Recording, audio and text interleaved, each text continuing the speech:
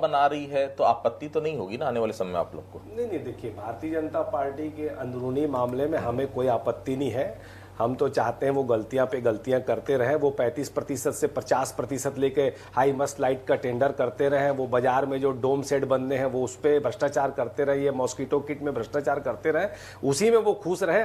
लेकिन हम ये चाहते हैं, कार्यकर्ता होने के नाते, चूंकि जमीन से जुड़े हुए, तो जो भारतीय जनता पार्टी को जिन्होंने अपने खून पसीने से सींचा था, रजनीश सिंह जी जैसे कई कार्यकर्ता हैं, मजबूत कार्यकर्ता हैं, गौरी शंकर का दर्द हमने देखा, तो ऐसे लोगों को कम से कम स्थान देना चाहिए था। पर भारतीय जनता पार्टी है वो पहली वाली भारतीय जनता पार्टी नहीं रही। अब देखना मजेदार ये होगा कि क्या बस्तर के साथ जो नाइंसाफी लगातार भारतीय जनता पार्टी कर रही है मंत्रिमंडल विस्तार में, बस्तर के साथ वो नाइंसाफी कम होगी कि नहीं होगी। रायपुर जिले के साथ जो लगातार भारतीय जनता पार्टी नाइंसाफी कर रही है, देखना यह होगा कि राजेश मूणत मंत्री बनेंगे नहीं बनेंगे। देखना यह होगा कि उत्कल समाज के एकमात्र विधायक पुरंदर मिश्रा मंत्री बन पाएंगे कि नहीं बन पाएंगे। सरल सौम्य मोतीलाल साहू जी जो रायपुर ग्रामीण के विधायक है, देखना यही होगा कि उनको भी भारतीय जनता पार्टी मंत्री नहीं बना पाएगी, कि पहले की तरह ही जैसे बृजमोहन के साथ नाइंसाफी हुई, पुनः एक बार हम लोग धर्मलाल कौशिक और अजय चंद्राकर और राजेश मूणत के साथ नाइंसाफी होते हुए देखेंगे। उसका इंतजार है। बाकी इनका अंदरूनी मामला है, ये जो करना है करते रहे। पर यह बात तय हो गई कि अब अनुशासन में बंद के रहने वाली भारतीय जनता पार्टी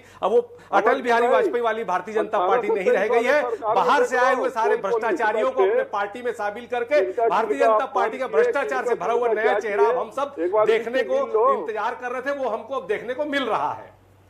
एक बार कांग्रेस सरकार जो 18 रही है उसमें धनेन्द्र साहू जी, सत्यनारायण शर्मा जी, ऐसे अमितेश शुक्ला जी, वोरा जी, अरुण वोरा जी, कितना नाम गिनाऊं, इनका क्या हुआ उसको भी थोड़ा चिंता कर लो। आपके साथ है। आप मुझे एक चीज बता दीजिए, क्या धर्मलाल कौशिक जी, देखिए भारतीय जनता पार्टी में टॉप 10 इंटेलिजेंट, बुद्धिमान और मेहनती अगर विधायकों की बात करेंगे तो उसमें बृजमोहन और धर्मलाल कौशिक और अजय चंद्राकर का नाम शीर्ष में आता है।